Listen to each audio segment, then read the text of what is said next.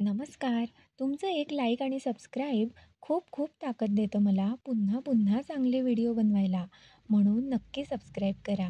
आज या 8 गोष्टी मानसशास्त्रीय सत्यासोबत ऐकून घ्या आणि नक्की लक्षात ठेवा. जर तुम्ही या 8 गोष्टी कुणाला सांगत असाल, तर तुम्ही स्वतःवर संकट ओढवून घेत आहात हे आठवण असू द्या. इतकी गुणकारी महत्त्वाची माहिती शेवटपर्यंत नक्की ऐका. फितूर हा नेहमी आपल्याच सावलीत जन्मला असतो आणि विश्वासाच्या दारातूनच शत्रू आत आलेला असतो. वाचा बंद करून तुमचा जिगरी जिव्हाळ्याने सगळं ऐकत असतो आणि शेवटी तोच जिगरी तुमच्या पाठीत खूप हुशारीने वार करत असतो. सगळ्यात पहिली आणि महत्त्वाची गोष्ट म्हणजे तुमचं शत्रुत्व कोणासोबत आहे आणि का आहे. तुमचा कितीही भक्कम विश्वासपात्र माणूस असेल ना, तरीही त्याला ती गोष्ट अजिबात सांगू नका. हे घोर कलियुग आहे मित्रा. इथे विश्वासू माणसं सुद्धा स्वतःच्या कुठल्याही स्वार्थासाठी कधी तुमच्या शत्रूच्या गळ्यात सोन्याचा हार घालतील आणि त्या शत्रूचे घनिष्ठ मित्र होतील याचा काही नेम नसतो. मानसशास्त्रीय सत्य सांगतं की कुणाची गुप्त माहिती म्हणजे एक सत्तेची संधी होय. माणूस जेव्हा तुमच्या दुश्मनीबद्दल जाणतो, तेव्हा ती माहिती पुढे वापरायची संधी म्हणून ठेवतो.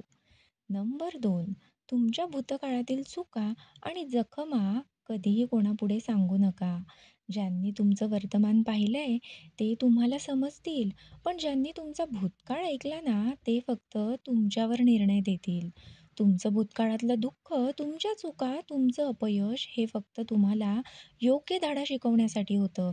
जगापुढे प्रदर्शन मांडण्यासाठी कधीच नव्हतं. मानसशास्त्र सांगतं की जेव्हा कोणाबद्दल वाईट ऐकलं जातं ना, तेव्हा मन आपोआप वाकडी बाजूच पकडतं आणि तो माणूस बदललेला असला तरी त्याचे भूतकाळी गुन्हेच मन लक्षात ठेवतं. नंबर 3, तुमच्या घरट्यातल्या ताणाच्या समस्या, तुमच्या घरातील प्रश्न, नात्यातला कडूपणा कोणालाही सांगत बसू नका. कुटुंबाचं दुःख हे तळघरात ठेवायचं असतं, चौकात नाही. कारण लोक येता जाता चौकातच बसतात आणि त्या गुजगोष्टींचा आनंद घेतात. जर भिंतीतल्या भेगा तुम्हीच बाहेर दाखवल्यात, तर शत्रूला आत येण्यासाठी दरवाजा आपोआप उघडला जातो. तुम्ही जर बाहेरच्या लोकांना हे सगळं सांगितलंत ना, तर ते फक्त तुमच्यासमोर तात्पुरती सहानुभूती दाखवतात आणि तुम्ही वळले की तुमच्यावर हसतात, चर्चा करतात आणि इतकंच नव्हे तर अफवासुद्धा पसरवतात. मानसशास्त्र असं सांगतं की बहुतेक लोक दुसऱ्याच्या दुःखात सहानुभूती दाखवत नाहीत. ते त्या वेदनेचं प्रदर्शन बघून आतून आनंद घेत असतात. नंबर 4, तुम्ही कष्टाने कमवलेला पैसा.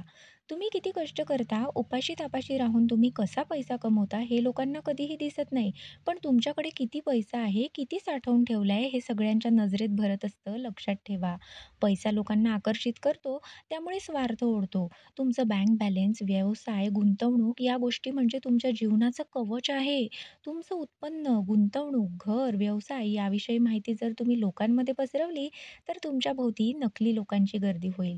मानसशास्त्र सत्य असं आहे, ज्याच्याकडे पैसा आहे त्याच्या आसपास लोकांची कृत्रिम सहवेदना दिसते, फक्त स्वार्थासाठी. तुमचं बँक बॅलन्स जितकं गुप्त, तितकं तुमचं आयुष्य शांत.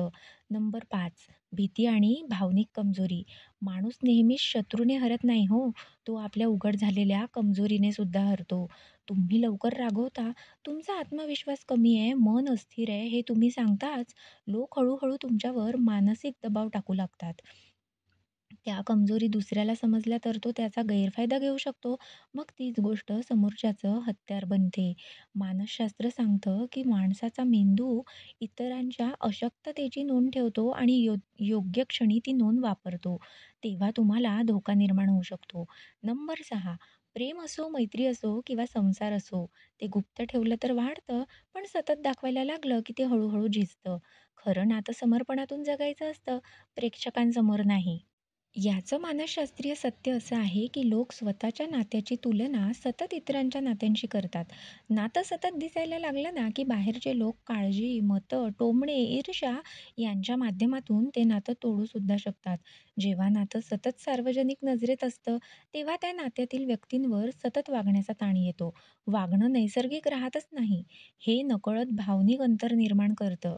मानसशास्त्र सांगतं की जेव्हा नात्याविषयी सतत विचार, चर्चा, कंपॅरिझन आणि बाह्य हस्तक्षेप होतो ना, तेव्हा दोघांमध्ये मानसिक थकवा वाढतो, इमोशनल फटीग. यामुळे विश्वास, समर्पण आणि सहानुभूती यावर परिणाम होतो. नंबर 7 म्हणजे तुमच्या इवल्याशा मनातली गोड स्वप्न आणि तुमचं महत्त्वाचं ध्येय कुणालाही सांगू नका. एकदम तोंड झिपलॉक करून ठेवा. स्वप्न हे देवाने मनात पेरलेलं बीज असतं, जे इतरांना अदृश्य पण तुमच्यासाठी जीवापाड असतं. आपली स्वप्न, ध्येय हे पूर्ण करायच्या आधीच बोलून दाखवल्यावर लोकांचं पहिलं काम काय असतं माहिती आहे? "हे शक्य नाही, तू करणार? गंमत वाटते रे तुझं ऐकून." हसणारे लोक तुमचं मनोबल खचवतात आणि नकळतच तुमचं ध्येय कोलमडायला लागतं. मानसशास्त्र सांगतं की मेंदूला काहीतरी बोलून सांगितलं ना, की ती गोष्ट झाल्यासारखी वाटते. त्यामुळे कृती करण्याची तीव्रता कमी होते. स्वप्नही शांततेत रुजतात आणि गोंधळात मरतात. शेवटलं पण महत्त्वाचं नंबर 8 चांगुलपणा आणि गरजूंना केलेली मदत. जे नेहमी मदत करतात त्याला देव म्हणतात आणि जे त्याची जाहिरात करतात त्याला ढोंगी म्हणतात. खरी मदत तीच असते जी गुप्त केली जाते, कारण ती मनातून येते, मंचावरून नाही हो. मानसशास्त्र सांगतं की निस्वार्थपणा जितका गुप्त ठेवला जातो, तितका तो प्रभावी आणि खोलवर पोहोचणारा असतो. लोकांसमोर चांगुलपणाचं प्रदर्शन केल्यावर त्याचं खरं मूल्य लयाला जातं. माहिती आवडली असेल तर नक्की लाईक करा, सबस्क्राईब करा आणि शेअर करा. खूप खूप धन्यवाद.